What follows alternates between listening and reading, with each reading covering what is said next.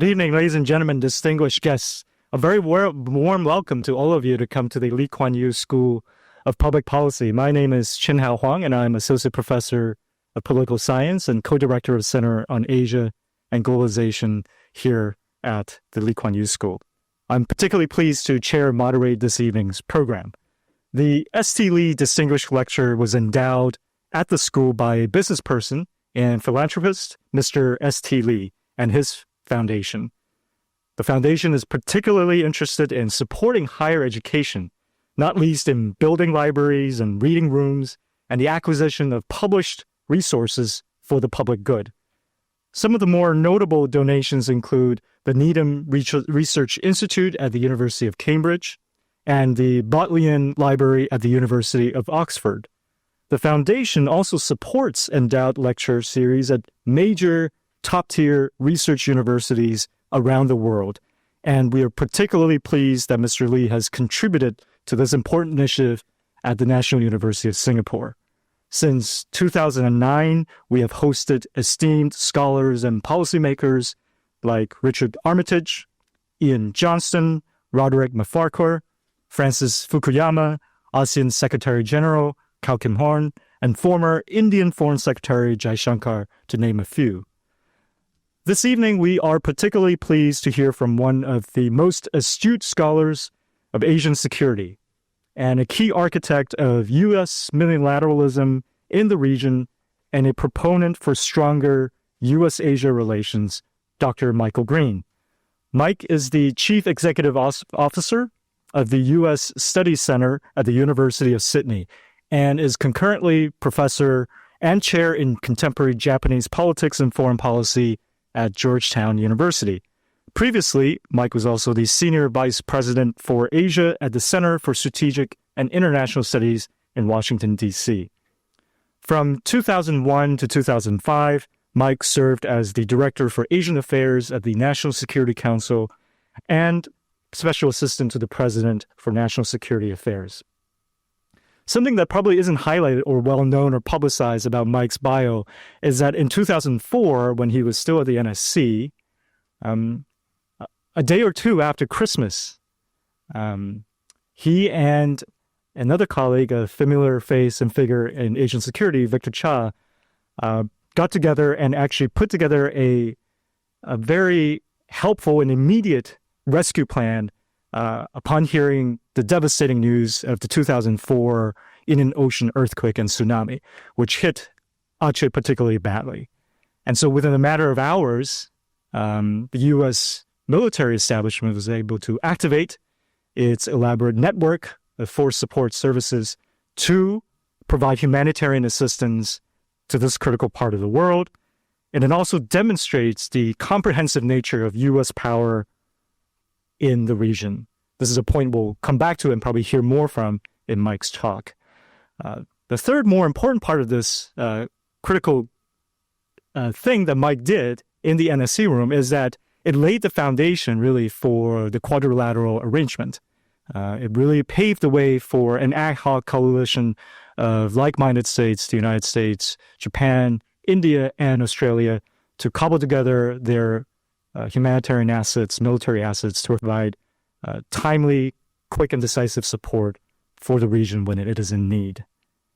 Now, given his keen understanding of the region and extensive policy experience, Mike is well poised to address the focus of tonight's talk about Asia and America, or America and Asia, has Trump changed history forever? Without further ado, please join me in welcoming Dr. Green to deliver the 2026 S.T. Lee Distinguished Lecture. Mike. Thank you very much, Chin. I'm really honored to be doing the S.T. Lee lecture here. I run a think tank based at the University of Sydney, and I looked, and there's actually an S.T. Lee lecture series at the University of Sydney, so I thought maybe I'd do that one when I go back. But apparently it's on advances in medical science, so this is it for me. The other thing about that story you told about the Indian Ocean tsunami and the way that the U.S., Australia, Japan, and India pulled together the Quad, we actually did that, the four governments, in about 12 hours. But the part you didn't highlight was it was the week between Christmas and New Year's, and nobody in the U.S. government was there. and Congress was away. So it was a bit of a false experience. And as soon as everyone started coming back from vacation, it went back to the old policymaking process that many of you, Ching He in particular, remember and love. S.T. Lee, as many of you know, was born in 1923, the same year as Lee Kuan Yew.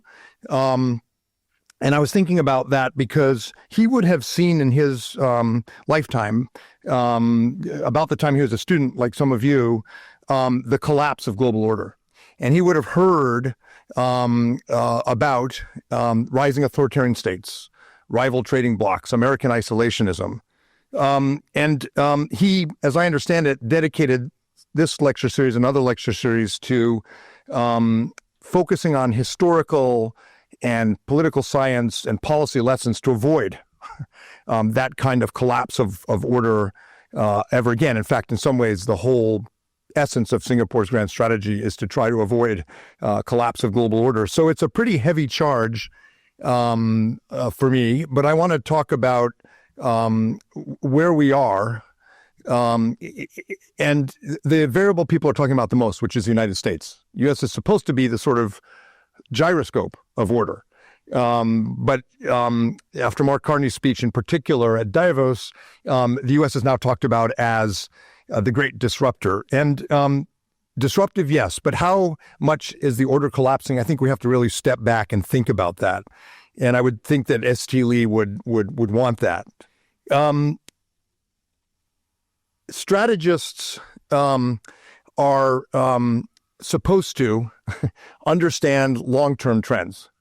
And in the midst of what appears to be a major shift in the tectonic plates in the international order, it is particularly important that strategists stop for a minute, take a deep breath, and think what has changed temporarily, what has changed permanently, what change was going to happen because of underlying structural changes, but what aspects of the structure of international politics are actually the same. Change in continuity. I was told there might be some students here from the Air War College in Mobile. I don't know if they're here, but I taught at the National War College and Naval War College briefly, and colonels are taught that in these moments you're supposed to do that. You're supposed to stop, take a breath, and assess strategically what has actually changed, and what change is temporary, what is underlying, and what is continuity. It's not easy. It is not easy. One of my favorite American statespersons is John Quincy Adams, who was a diplomat in 8 different countries in Europe, the son of the first vice president and third president, secretary of state, president, and then member of Congress. He was probably the most brilliant American strategic thinker in the first half of the 19th century. Responsible in many ways, as I've written about in one of my books, for the real launching of American power in Asia. He's the president who created the first fleet in the Pacific, for example. As Secretary of State, he stared down the Russians and the British to secure American access to the Pacific Northwest. So he was quite the geostrategist, trained in the period of Metternich and Castlereagh and the great strategists of Europe. So it was unusual for an American. But he made this mistake. He made the mistake of overreading change in the moment. In 2015, I had the great the experience of being invited as one of the guests of honor for the 200th anniversary officers' mess for the Battle of Waterloo. So it's the British military attaché. And so all of the coalition forces get invited. So the New Zealand, Canadian, British defense attachés were there, the Germans, because they were on the same side, the Belgians, the Dutch. I asked where the French were. The French get invited every year, and for 200 years, they never show up. The main speaker for the dinner was the chief historian of the U.S. State Department.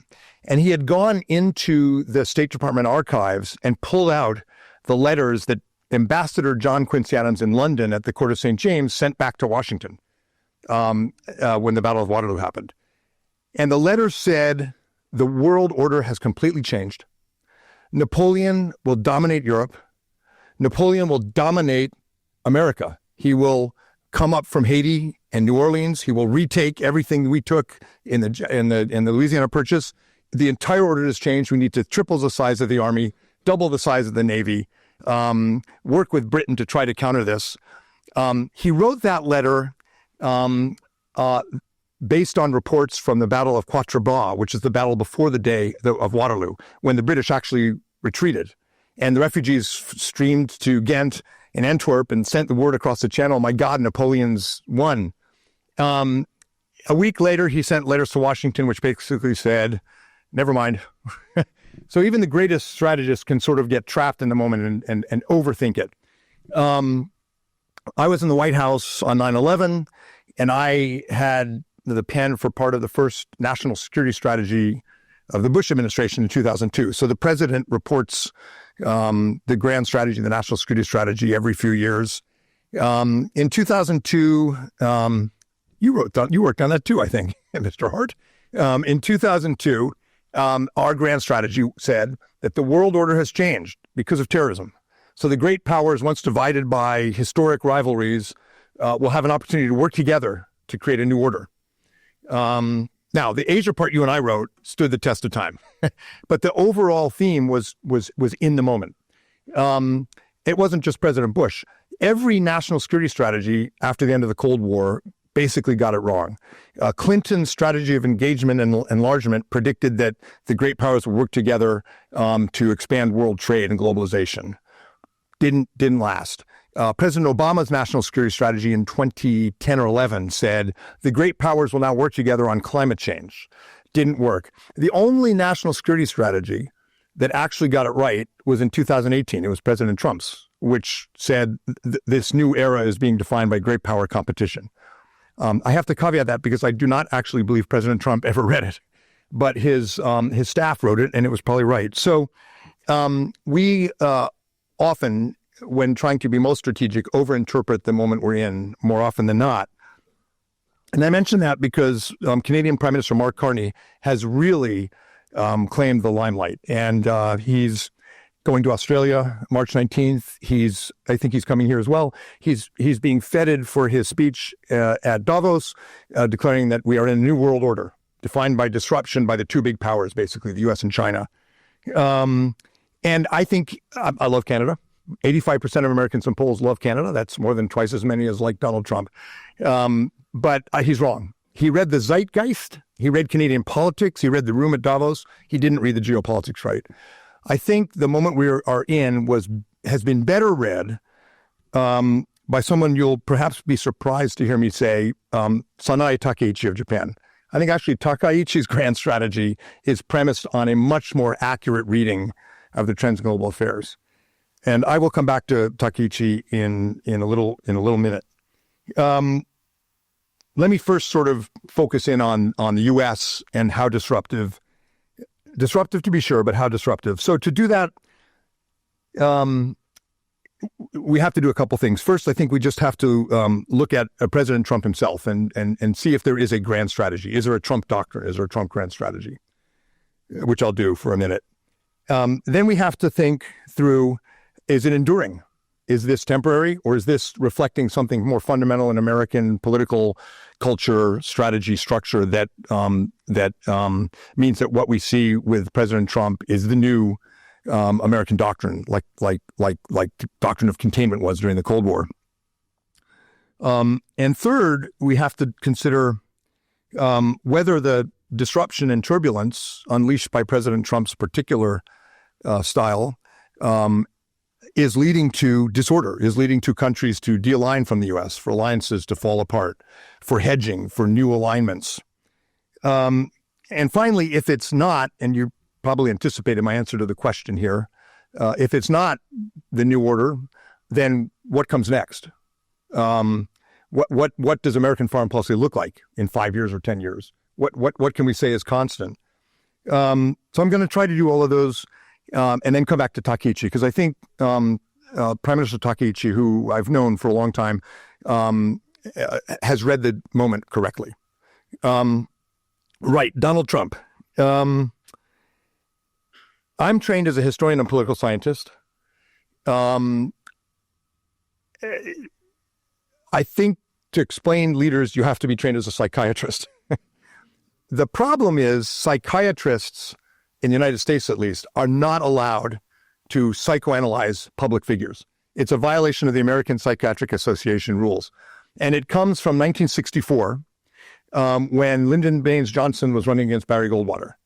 And Goldwater was a real hawk. He was a real Republican anti-communist hawk. And so LBJ wanted to paint him as a madman. And so Goldwater's theme in that campaign was, in your heart, you know he's right. And the Democrats' comeback was, in your guts, you know he's nuts. So LBJ got something like 100 psychiatrists to issue a paper saying Barry Goldwater is mad, without analyzing him, without any clinical basis. And so the American Psychiatric Association said, you can't do that. So I'm not going to do that. I'm not even a psychiatrist, so I suppose I could. But I think you can try to isolate and identify what is Donald Trump's leadership style. Is there a Trump doctrine? There's a bit of a, if you read Foreign Affairs, there's a bit of a sweepstakes to see who can define the Trump doctrine. I don't think I'm going to enter it, but I'll give you some of the contenders. So Walter Russell Mead, great historian, has argued that President Trump is neo-Jacksonian. So Andrew Jackson, arch rival of my hero, John Quincy Adams, pugnacious, Tennessean, hit first, ask questions later, sort of showing American power. So that's one argument, that he's neo-Jacksonian. Stacey Goddard in Foreign Affairs has written that actually, no, Trump's strategy is a neo-spheres of influence, a very 19th century concept of spheres of influence. Europe can have whatever Putin doesn't want. China can have whatever China wants in Asia.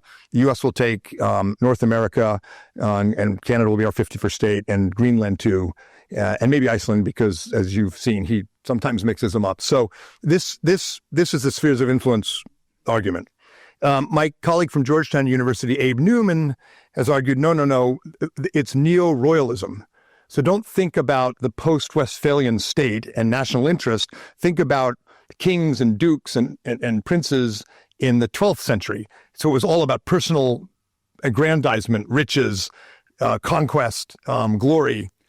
And then now Stephen Walt has the latest, the former dean at the Harvard Kennedy School, and he argues that the U.S. under Trump has become a predatory hegemon.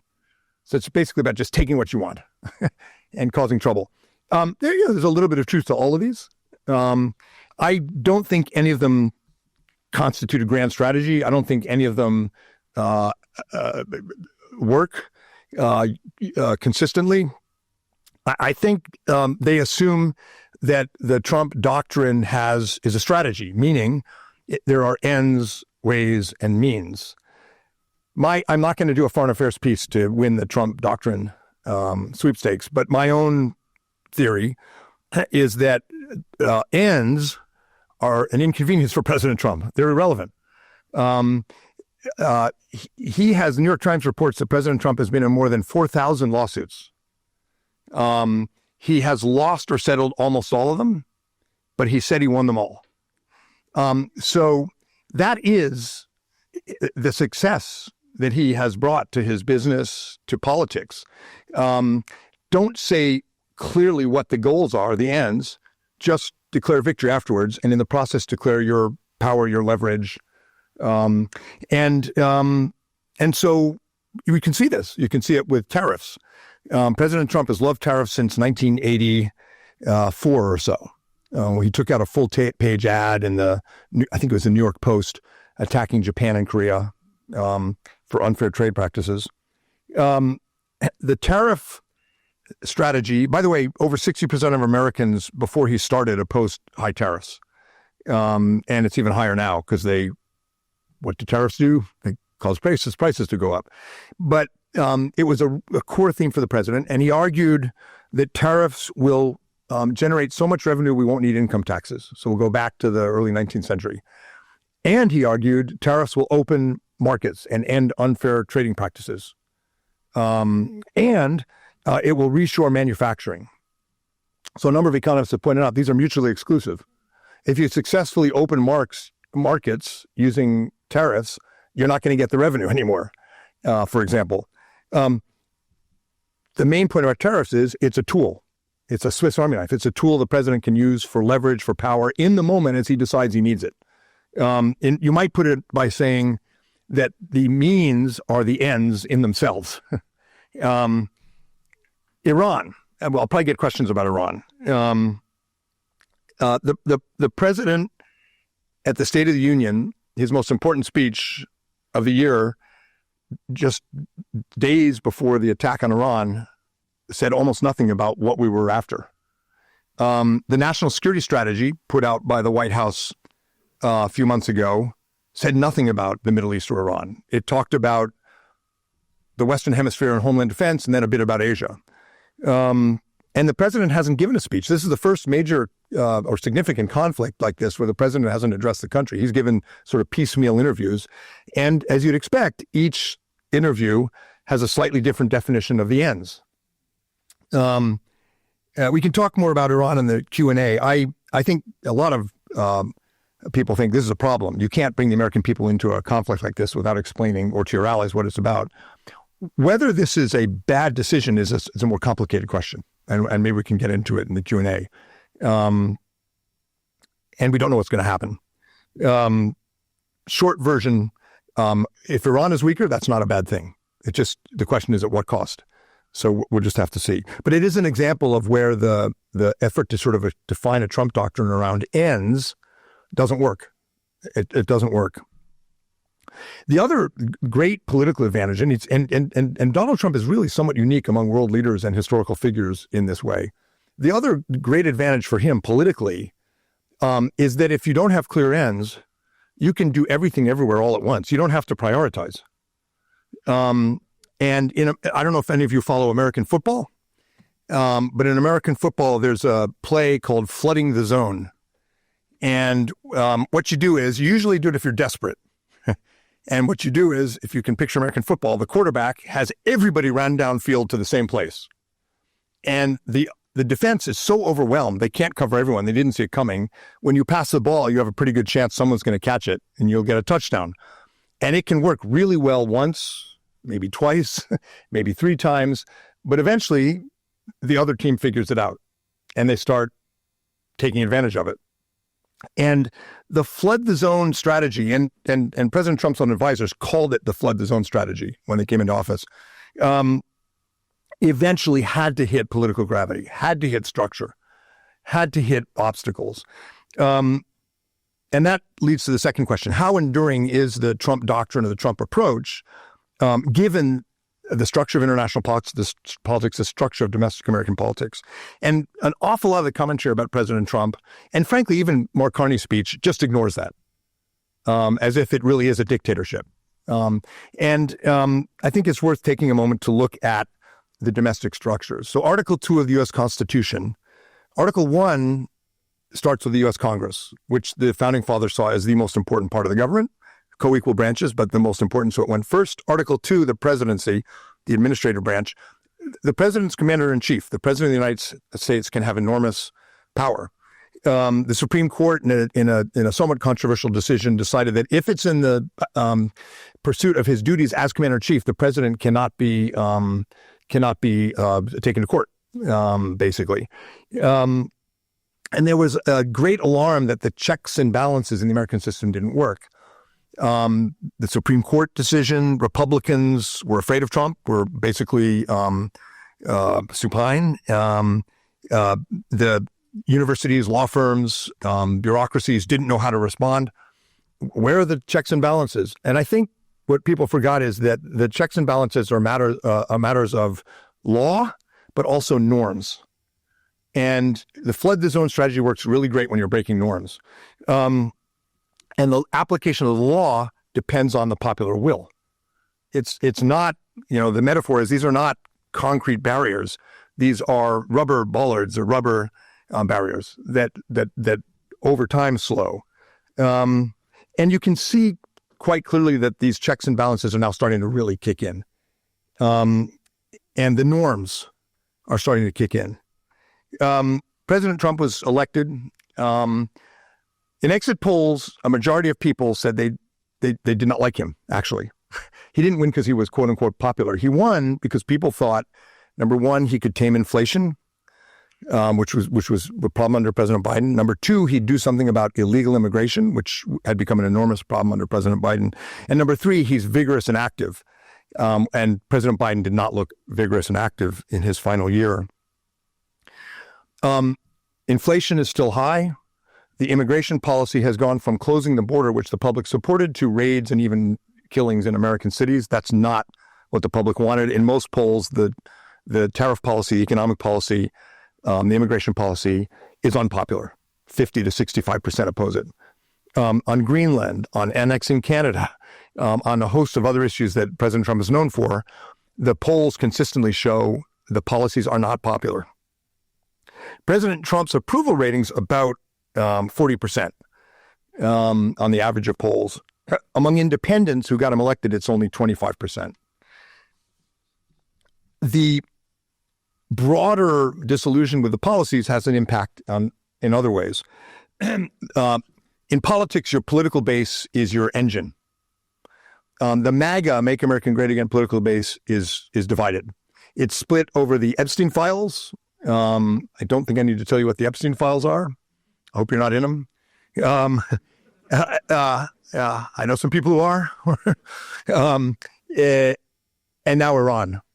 55% of Republicans oppose the Iran attack, his own base. So this use of force really goes right at the heart. So you don't want to split your base.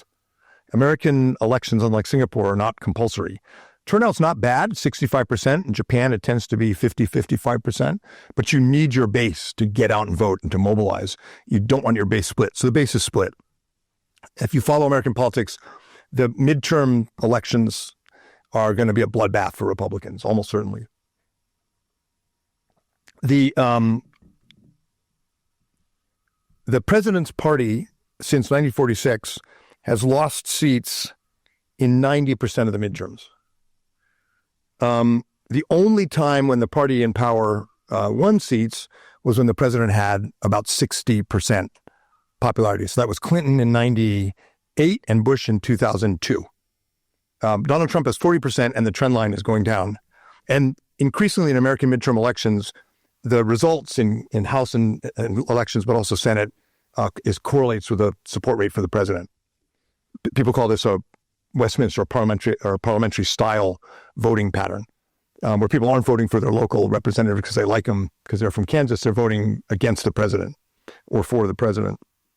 And the Supreme Court decision on the tariffs forces the president to now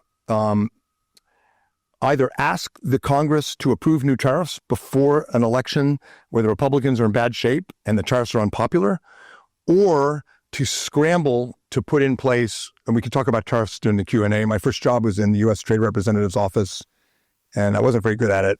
I was given the Japanese garbage disposal market to open, and I failed. So I went to something that didn't matter, like nuclear weapons and strategy. But he'll have to scramble to do Section 232, 301 tariffs. Very time-consuming, very visible, not going to be popular. So I don't want to say President Trump is done, but he's a lame duck. And the constraints will intensify when the Democrats take the House and can control the budget supply, as it's called in the Westminster system, and hearings and testimony. And if the Senate turns, control Supreme Court and political appointees. Now, President Bush lost the 2006 midterms and adjusted, moderated, changed his domestic policies, became more diplomatically engaged with Europe. Clinton lost in 94 badly, adjusted, moderated. I cannot tell you that President Donald Trump will moderate because his party loses the midterms and there are more obstacles. For one thing, Clinton and Bush had a legislative agenda and they couldn't advance it without Congress. President Trump hasn't put forward a legislative agenda. It's executive orders, it's speeches, it's truth socials. So it doesn't change his outlook that much. And it would be uncharacteristic for a president whose main success comes from never admitting defeat to admit defeat by moderating. So it could be a quite rough, quite turbulent year. And so then we have to ask the question, since the U.S. is so important to the global order, two things. How much have international politics really been disrupted by this? How much de-alignment are we seeing? And what comes next? Is there a way out of it? What does the future look like? On the disruption, so the former Secretary of Defense, Jim Mattis, said after working as Secretary of Defense for President Trump that he was the most disruptive president and divisive president he'd ever worked for in his entire career. I think even President Trump's supporters would acknowledge that. And so the disruption has been significant. I think there's measurable damage to American state capacity. The elimination of USAID, the radical changes in the National Institute of Health and Research, the exit of qualified prosecutors in droves from the Justice Department because they don't want to be part of the immigration crackdown. That's muscle that matters in American foreign policy, that matters to allies, that matters to people in sub-Saharan Africa who were expecting PEPFAR assistance. So that damage is clear. The blow to soft power is pretty measurable by public opinion polls. The Lowy poll in Australia has the lowest level of trust in the U.S. ever among Australians at 35%. Sankei Shimbun in Japan, lowest level in Japan at 22%. I didn't even look at Canada or Denmark. I do know that we have a Danish fellow at my institute. He told me that a poll in Denmark now says 60% of Danes think that the U.S. is a threat to Denmark, one of our closest and oldest allies. So there's no question about that soft power damage. There's a new Institute of Southeast Asian survey coming out in April. If I'm remembering correctly, it was pretty bad 2 years ago. It came up in the last year. Biden is going to go down. I think it's pretty clear that the U.S. standings are going to go down. So the soft power and diplomatic damage is also measurable. The U.S. is out of trade deals, pulled out of CPTPP. The Indo-Pacific Economic Framework is drifting. There's some loss of defense contracts, F-35s to European allies. And what may be, in some ways, the most worrisome is a sort of lack of focus on strategic competition with China and Russia and the inconsistencies. Not just for the signals it sends to allies, but for the mischief that the other side can make while the U.S. is distracted. So I don't want to minimize how disruptive this is. And I'm a native of Washington, D.C., and I grew up going to and even performed in the Kennedy Center, which Donald Trump is going to tear down. I, with John Heinz, in fact, have been in the East Wing of the White House many times, just got torn down. So it's visceral for me as a sort of DC native. So I'm not trying to minimize it. But again, I don't want to be John Quincy Adams. I don't want to be sort of overly emotional in the moment. I think we have to step back and look at what aspects of structural continuity are there. At home, I won't go through all the polls. We do polling at the U.S. Study Center. Chicago Council on Global Affairs does very good polls. American public support for trade, international engagement, alliances, including NATO, of course, are very high and remain high. And the interesting thing is the Center for American Progress did a poll of younger Americans, 20-something Americans.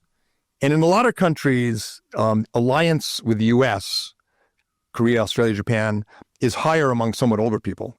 But in the U.S., alliances are most popular with the 20-something millennial. Are they millennials now? Whatever they are now, the 20-something. Gen Z. Because late-night comedians are making fun of how President Trump treats Korea and Japan and Australia. And so it's in the culture that something I worked out forever unsuccessfully, alliances are cool. So I think if you look at public opinion polling and if you look at congressional attitudes, and there are a lot of surveys on congressional attitudes, there's no basis for what we're seeing. There's no public call in a democracy for allies to be treated this way or tariffs to go up like this. It's quite the opposite when you look at the polls. There's a new book by George Hawley, a political scientist, which is really very interesting also. He did a very detailed examination of the Republican voter local opinion polls, focus groups all across the country. And his conclusion is, there's a lot of data, but his conclusion is the Republican voter is actually quite moderate. That the MAGA movement is not where the majority of the base is on most issues. So I think that's an important factor. What about the regional response? Is the Carney vision of sort of playing between China and the U.S. and middle powers sort of defiantly creating their own agency, is that the norm? Well, as I said, trust in the U.S. is low, but support for alliance with the U.S., in Asia at least, is higher than it's ever been. In Korea and Japan and Australia, in the Lowy poll, trust collapsed. Support for the alliance remains steady at 80% among Australians. In Japan, trust is even lower. Support for the alliance from Biden to Trump, this is Japanese views of the alliance of the Americans, went from 89% supportive to 93% supportive. So I haven't done the survey, but that may mean more Japanese want the alliance and support the alliance than sushi. I mean, it's not sentimentality.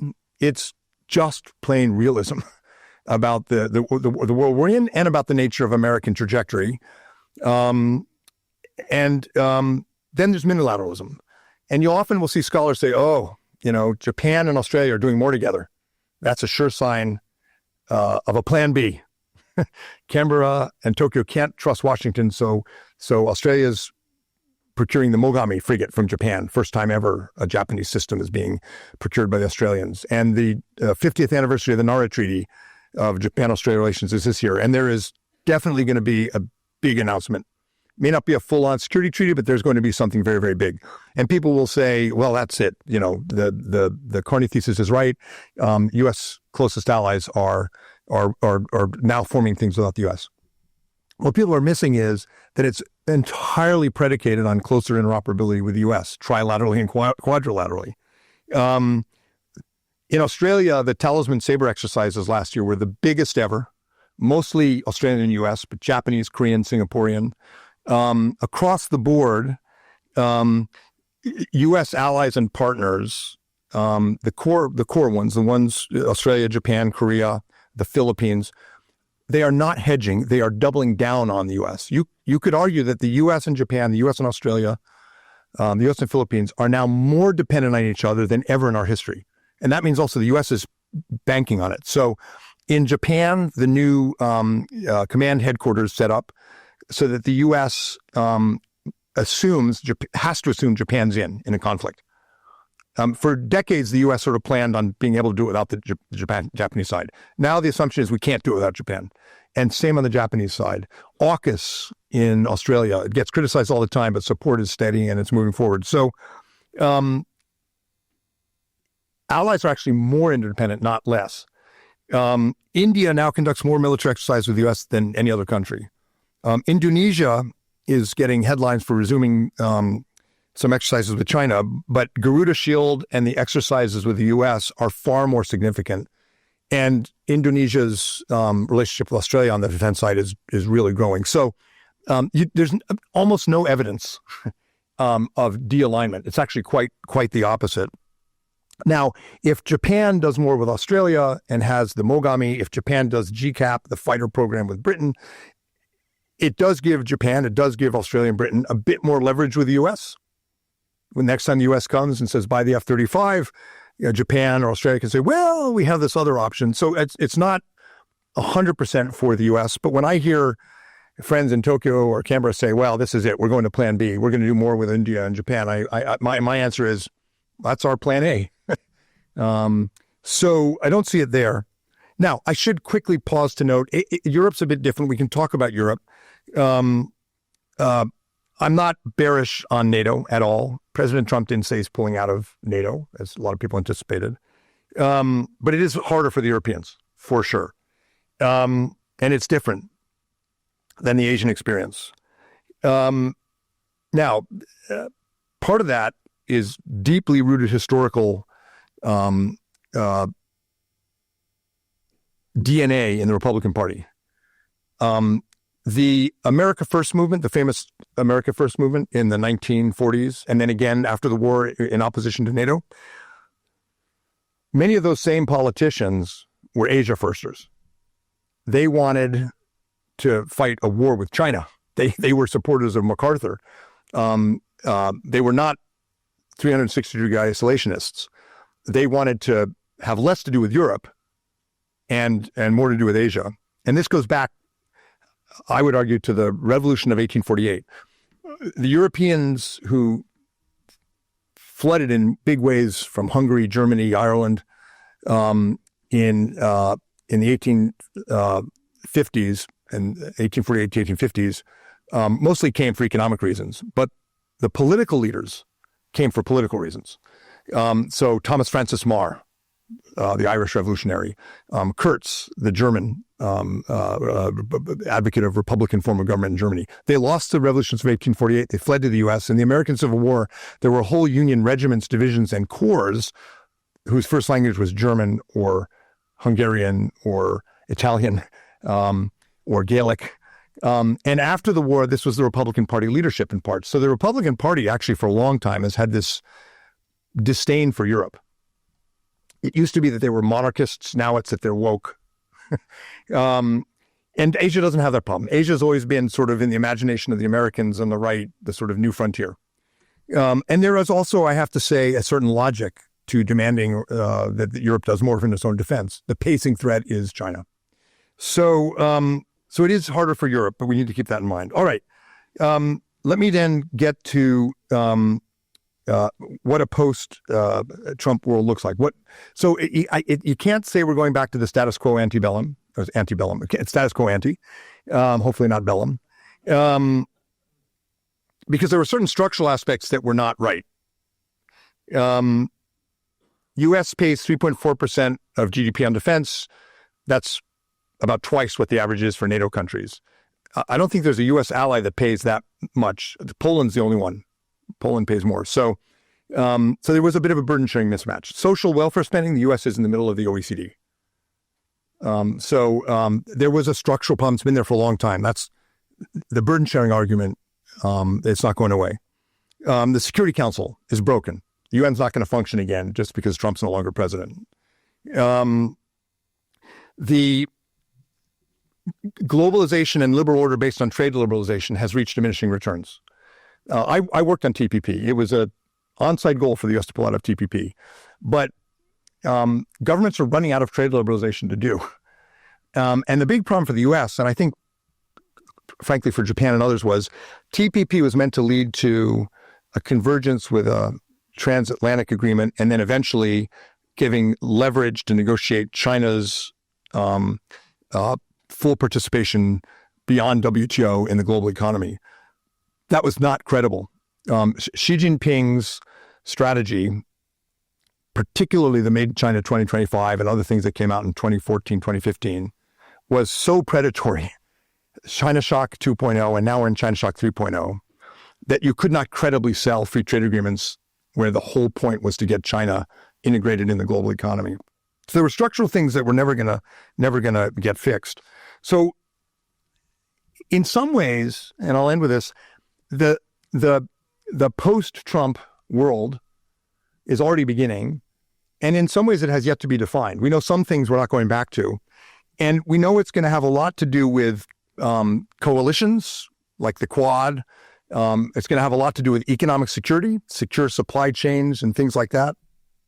And that's why I think Takeichi has the better strategy, because Takeichi's view is, and the Japanese view is, that Japan should make itself indispensable. That's the key word in Japan's economic security strategy, and she was economic security minister. And shape, not defy the U.S., but shape how the U.S. approaches this new order. If I were a Singaporean taxpayer, that's what I want my government to do. Shape what comes next. Don't sort of pretend there's a new order without the Americans. It's worth remembering, and I'll close with this, this is not the first time the U.S. has caused trouble. The Nixon-Guam doctrine, the dollar, it's a long list. I won't go through it all. it evokes the old saying attributed to Churchill that you can always count on the Americans to do all the right thing before they eventually do all the wrong things before they eventually do the right thing. So I think the key for allies and partners is get in there collectively pushing towards what will be the right thing.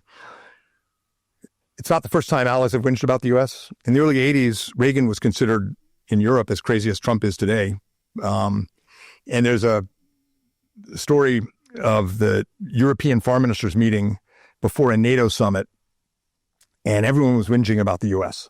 and Reagan and tactical nuclear weapons and his hawkish cowboy stuff. And the British Foreign Secretary, Lord Carrington, listened to it and reportedly said, yes, everything you say about the Americans is true, but they're the only Americans we have. And I would just end by saying NATO won the Cold War less than a decade later without firing a shot. So that's what I did with thank you. Are we going to now get interrogated? Great. Well, I look forward to the questions. Thank you. Thanks very much, Mike. That was really helpful. I think it's really useful to sift through all this and take a step back, as you pointed out in the beginning of your talk, and to look at the broader patterns and the structures that are in place. In sort of laying out for us, almost sort of measuring how disruptive the last year has been.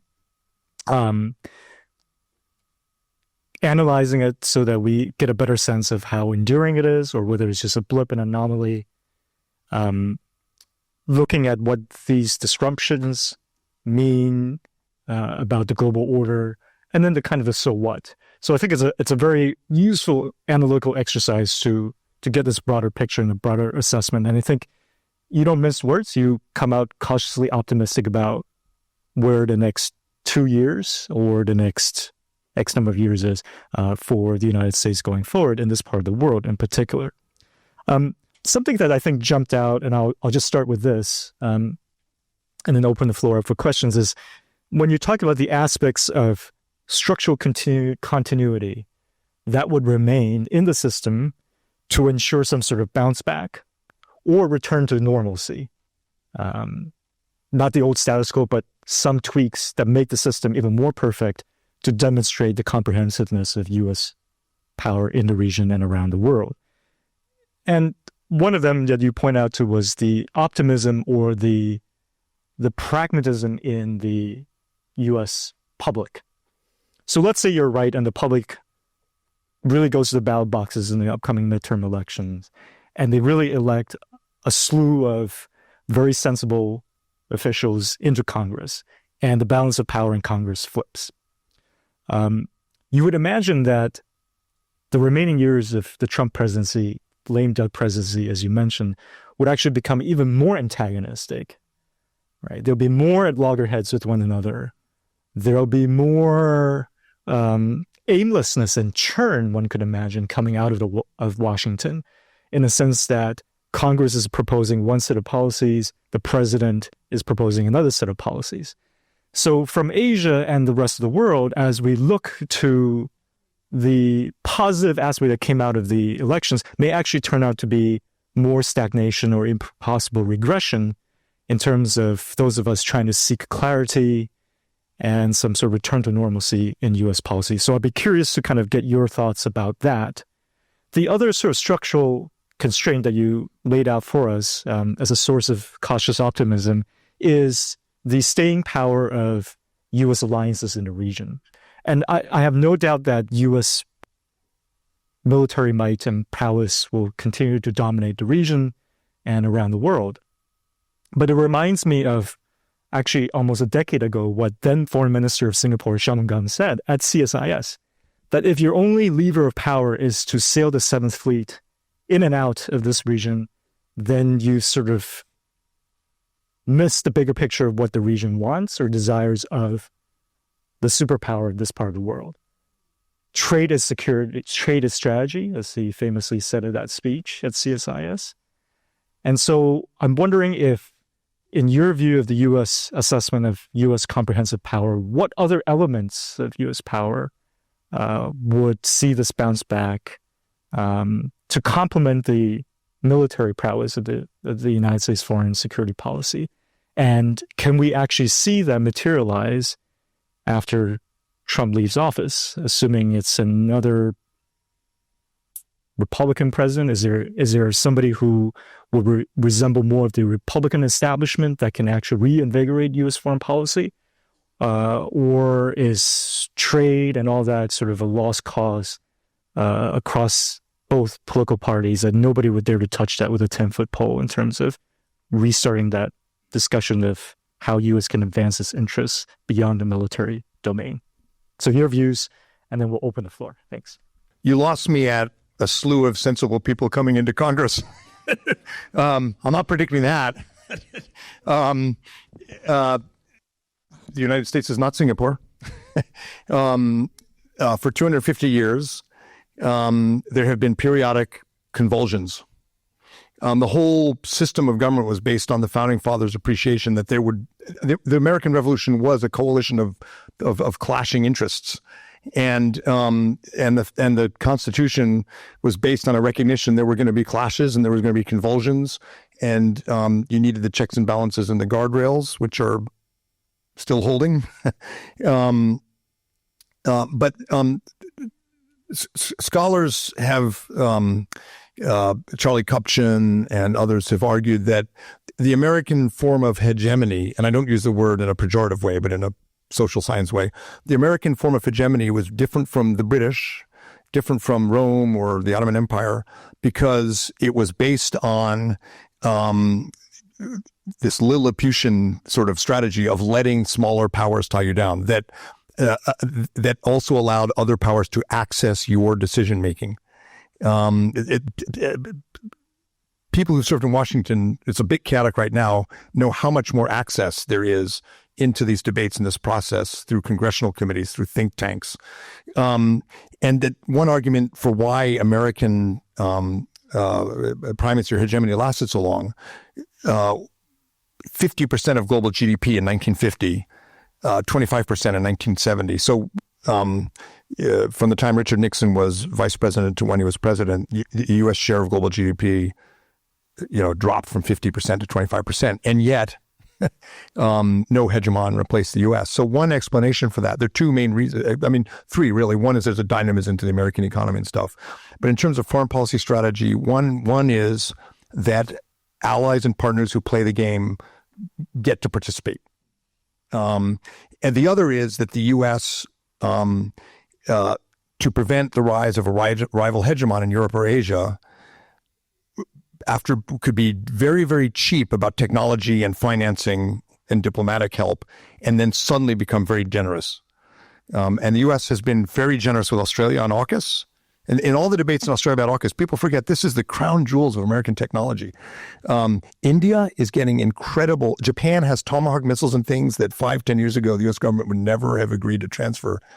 The U.S. strategy on India is based on the predicate that India's power, even if India is not an ally, is important for the balance of power. So that sort of, in theoretical terms, external balancing. But a key part of it is the openness. American policy and strategy making, the word strategy comes from strategos, the Greek word for from the commander, but American policy making is a scrum. It's a collective experience. There's discontinuity, there's disruption, there's contestation. Good ambassadors, good governments, smart governments know that. And so they don't have to just follow the Thucydidean thing that small countries just have to suffer what they will. That was the problem with Carney's speech. In Canada, above all, should know it. Doesn't mean it's easy. It's particularly hard now. But this is going to be a period where policies have failed, where the public opinion is not behind them, and there's going to be rebuilding. And I don't want to give the impression it's going to be a sort of clean, easy process. It's not. So American military power is on full display right now. And American soft power is in a bit of decline. American soft power, by the way, is very volatile. After the Iraq War, the Chicago Council on Global Affairs commissioned a huge study of soft power in China, Japan, Korea, and Indonesia and the U.S. And they published it in 2009 at the end of the Bush administration. And they found, to their surprise, that U.S. soft power, which had dropped during the Iraq War, had rebounded dramatically by 2009.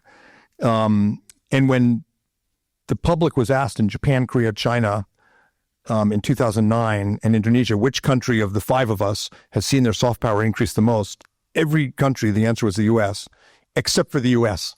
Because Americans said, well, it wasn't us. So I think the soft power thing, who knows when? I remember you mentioned the tsunami. The views of the U.S. and Indonesia in 2004 were rock bottom because of Iraq. After the tsunami, 60, 70%. And then, of course, we screwed it up and it went down to about 40%. But so there's a volatility to that piece. The economic piece is harder. If people are looking to the U.S. to go back to trade liberalization a la TPP, it's not going to happen. The new tradecraft and economic statecraft is going to be around economic security. We do a lot of work on this at my center. The Japanese are the thought leaders on this, no doubt. Australia's getting in the game. Canada's trying to get in the game. I just put a pin in that because I think it's a problem for ASEAN because ASEAN's not in the game. The only ASEAN state that has an ability to sort of do this is Singapore. And I think one thing for Singaporeans to think about is how does Singapore keep this sort of state national security driven economic statecraft in a lane where it doesn't leave ASEAN on the outside. So anyway, you're right about the economic statecraft, but we're not in a world where we're going to go back to trade liberalization. And that's a hard thing for a lot of foreign ministries who have people whose whole career has been trade liberalization. Yes, Liam. Hi, Dr. Green. My name's Liam Mullet. I'm an American student here at the LKY School and a regular listener of the Asia Chessboard podcast. Thank you very much for coming to our school. I had a question on, even if you disagree with Trumpist disruption, the argument that it's not the 1990s anymore, and there's maybe something of a Lippmann gap between American commitments and capabilities, and if there's a justified move away from the primacism and maybe towards more kind of a Ratner, Colby style prioritization, and if that's still possible. And just as an added note, I was listening to a podcast today with Zach Cooper and Richard Haydarian today talking about that the U.S. Pivot to Asia has been missed. And with the current Iranian invasion, I couldn't help feel a certain level of despair that might be true. And if so, is it time to go back to some kind of plan B? Thank you. My name is Catherine. My question to you, Dr. Green, is this. You mentioned early on in your lecture that there is a current attempt to define or identify central tenets of the Trump doctrine, if there is such a thing. Do you see echoes perhaps of the Bush doctrine in, let's not call it the Trump doctrine per se, but Trump foreign policy, insofar as the advocacy of preemption? What we're seeing currently in Iran is arguably a preemptive strike, a preemptive action. And President Bush II very famously launched the war in Iraq as a preemptive action as well. Do you see similarities there, or are we seeing two completely different things? Thank you. Thank you for the plug for the Asia Chessboard. You can find it on all the CSIS and all the podcast channels. Your question about prioritization. So that's Eli and Bridge Colby's argument that the U.S. doesn't have the power now and has to prioritize Asia. It's a good question because there is a certain structural logic to aspects of what the Trump administration is doing. When Nixon was president and Kissinger, and he had seen the share of global GDP of the U.S. go from 50 to 25%, and he knew the U.S. had to get out of Vietnam, and he and Kissinger were looking for ways to sort of rebalance and sustain a favorable system. They did famous things like open to China, the Guam Doctrine, pull back from Southeast Asia. We're in a bit of a structural moment like that. And that's why I was saying earlier, the pivot to Asia has a structural logic. And Europe and NATO picking up more of its own defense is logical. Like, that's a good strategy. I think Biden and Obama want to do that. This is not how you go about it. There's a certain shock value advantage in terms of getting countries to spend more on defense, and Nixon definitely used shock and awe to pressure countries to spend more on defense, for sure. But the collateral costs are counterproductive. At a time when China and Russia and Iran and North Korea are aligning more closely and creating in Japan and in Korea in particular an active interest in NATO, and in New Zealand and Australia as well through the IP4, when E. Jae Myung's government has embraced the IP4 actually, and embraced this because they can see, this is a leftist center government, but they can see there are North Koreans fighting in Ukraine and the Russians are giving technology to North Korea for SLBMs and so forth. So this left of center government that could have ended up being like Nomu Kuan sort of fighting with the U.S. is doing the opposite. They're deeply interested in NATO and Europe and the sort of single front, as people say. And so fighting with Europeans doesn't make sense because Europe may not send Taiwan and North Korea contingency, a brigade of Marines or a flotilla, but we are dealing with adversaries who are aligning, and so we are on opposite sides of that, and we have lots of measures, short of military, to affect this, have strategic effects. China's calculus on Taiwan, I think, one of the calculations is what will Europe do? Not militarily, but geopolitically and economically. So that's the problem with the prioritization. Yes, the pivot makes sense. Yes, NATO allies should do more. But as you work that, you want the connections between the Euro-Atlantic and Indo-Pacific alliances to get deeper. So that's where I think Eli, who's a friend, and Bridge, who's a friend, have got it a bit wrong. It's a bit too stark. And I think the president has made it a problem. Yes, this is preemption. I don't know where you went. Yeah, it is.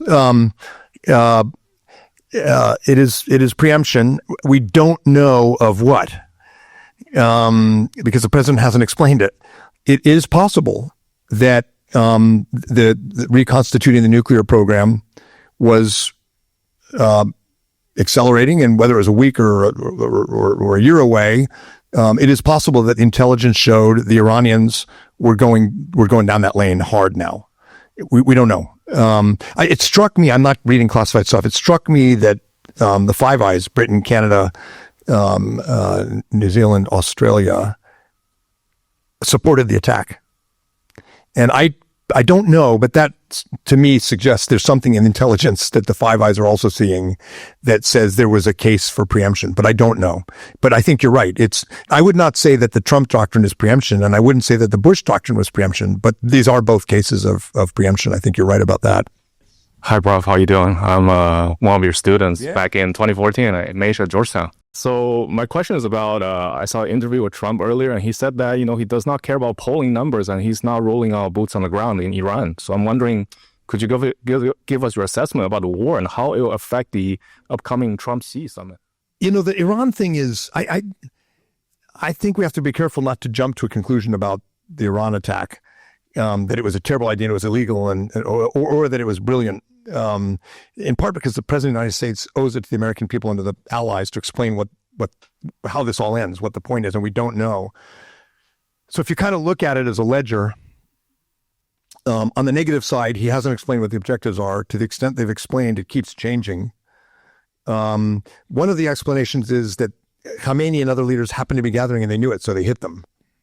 I mean, that's under international law. I don't think that's a thing. So there's some real questions there, and the risks to the global economy and so forth are important. On the other hand, by the way, I do this with my wife, we joke that when it comes to the Trump administration, I'm glass half empty and she's glass full of cyanide. So she doesn't like it when I do on the one hand, on the other. But let's look at it for a second. We could be in a world right now where China, Iran, Russia, and North Korea were closely aligned and successfully supporting each other's, irredentist and other claims. But we're not. We're in a world where geopolitically, because of the Venezuela move, China is and Russia are much weaker in the Caribbean. The Iranians are getting no help from China and Russia. There was an exercise announced a week or so ago by Putin, Russia, China, Iran naval exercise in the Gulf of Hormuz. Guess who didn't show up? The Chinese. So the alignment of the crinks is broken. I think sort of it's been shown to be something of a paper tiger. We don't know how this ends. On the other hand, Iran is much weakened. That's probably a good thing. And if this ends with a significantly weakened Iran and more GCC Saudi cooperation to contain Iran, we may be in a world where the pivot to Asia actually becomes easier. I don't know. It's just far too early to say. Things could still go badly wrong. But I think it's important to keep a sort of balanced assessment and see where it goes. We don't know what the intelligence is. We should be given an explanation. We haven't. But I think it is not, to me, the fact that the Joint Chiefs of Staff, who clearly led on a lot of the strategy here, and had concerns about horizontal escalation and other things, went all in on this, suggests to me that there is the possibility in here that the strategic outcome is not as negative as a lot of the critics are saying, but it could be. Mike, it's very good to see you again, and thank you for coming to Singapore. I'm looking forward to further conversation with you. My question for this evening, following your lecture, is this. I'm really quite, I guess, surprised that you are so optimistic and that you feel so strongly that the alliances of the United States in the region have not been shaken. Are you telling me that after the last 1 year and 2 months, and certainly even before that the scene in Asia for you has not changed? That it all looks the same and everyone is as strongly with the United States? I find that quite surprising.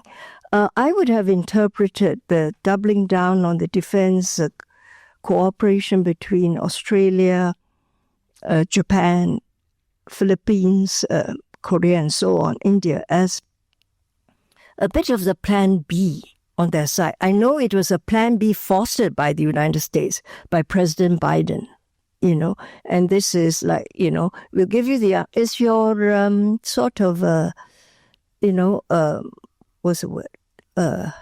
But, you're going to supply the arms, they're going to do their own fighting. You're the offshore balancer. That's right. Right. That's the word I wanted. So I see it in that way. But the fact that you feel that nothing has changed, really surprises me. As someone who's been looking at this scene, I've been saying to myself,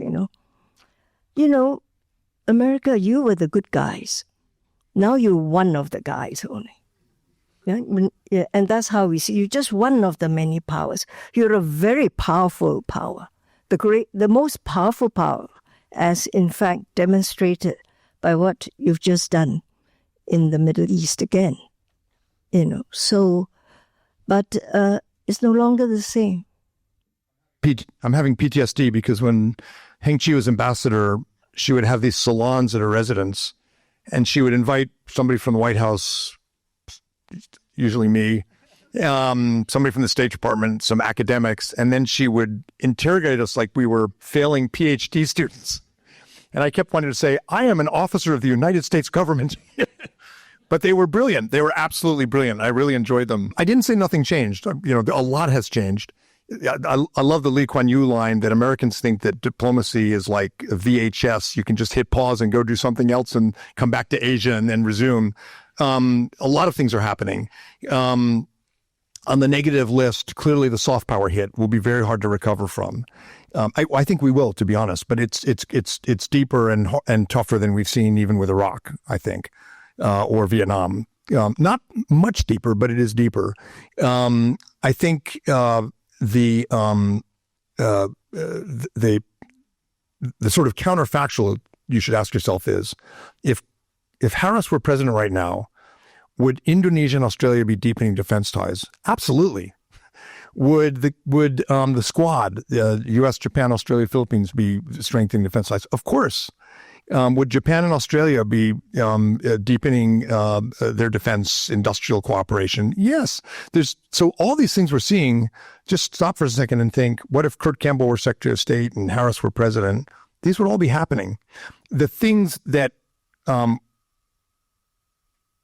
not happening that would be happening are things like the Quad.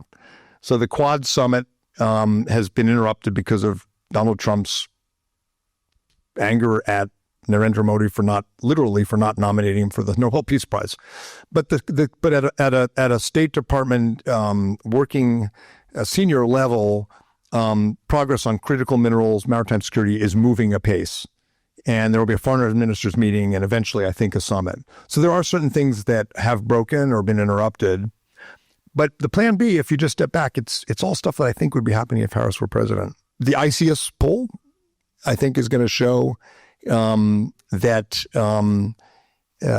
was it 2 years ago, I think, or last year, that if you had to choose, China topped the U.S. Now that wasn't preference; that was if you had to choose, and of course that also reflects things like Gaza, Venezuela, and so forth.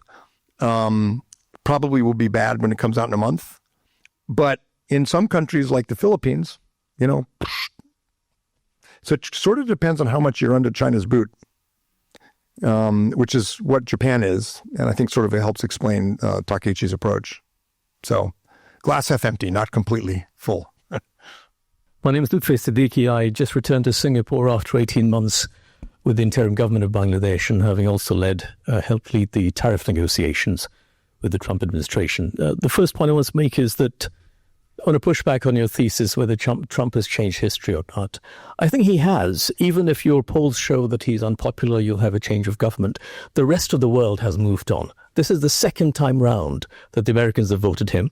And so you'll see a lot of hedging behavior going on in the rest of the world, and that is not going to change. Never again will the rest of the world want to be held hostage to this sort of situation again. Number two, I've actually found it extremely easy to deal with the Trump administration compared to dealing with many of the progressive governments in the West, because I know exactly what the objective is. The tariff negotiations are pretty clear. This is where the landing strip is. So I think there is that aspect to it, the transactional aspect that some of us appreciate. And my last point is, where there is permanent damage is the hollowing out and the weakening of the international multilateral platforms. So for countries like Bangladesh that are not in the big league, those avenues of engagement have now really been degraded. Where do you go to have these conferences? The UN General Assembly isn't what it used to be before. Davos isn't what it used to be before. For a country like Bangladesh wanting to initiate a free trade agreement with the Europeans, for example, and they're obsessed with the whole Greenland nonsense, it's very hard to get bandwidth. So that, I think, is a permanent damage to the multilateral organizations right now. Thank you. And so first of all, your second point, that it was not hard to figure out how to do with the Trump administration, is an important one. And I think governments are figuring out what they have to do. Your point on the global South, if I can use that phrase, is spot on. The failure of multilateral institutions and the retreat of the U.S. from key aspects of international development are catastrophic for not just the U.S., but the developed world's relationship with whole swaths of sub-Saharan Africa, South Asia. And that will be a hard thing to rebuild. I think it will be rebuilt, but it's not going to be the USAID or the PEPFAR or things that we once had. So that's in the category of damage that will last and that has strategic consequences. So I don't disagree with you on that. On your first point, though, when you said the rest of the world has moved on, has it? What does that look like? I mean, Mark Carney announced a, historic trade agreement with China to export canola oil.